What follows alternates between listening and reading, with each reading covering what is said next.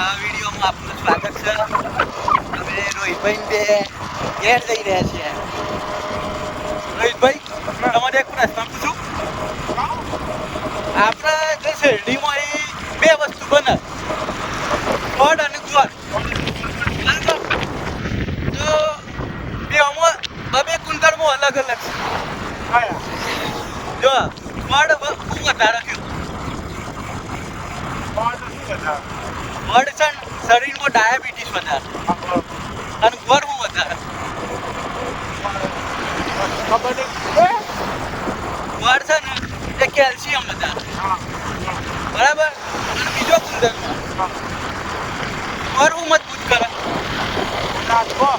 હાડકો મજબૂત કરે અને ગોળ હાડકો પગાવે, બરાબર. તો એક જ વસ્તુમાં બે વસ્તુ બને છે તો એ ગુણધર્મ અલગ અલગ કરે છે. એક જોરસ અને એક વધે છે. એવા જેવા આપણા માણસોમાં હોય છે. કારણ કે આપણા બે એક જ મા બાપના બે છોકરા હોય તો એના લક્ષણો અલગ અલગ. સાચી વાત છે કે નહીં?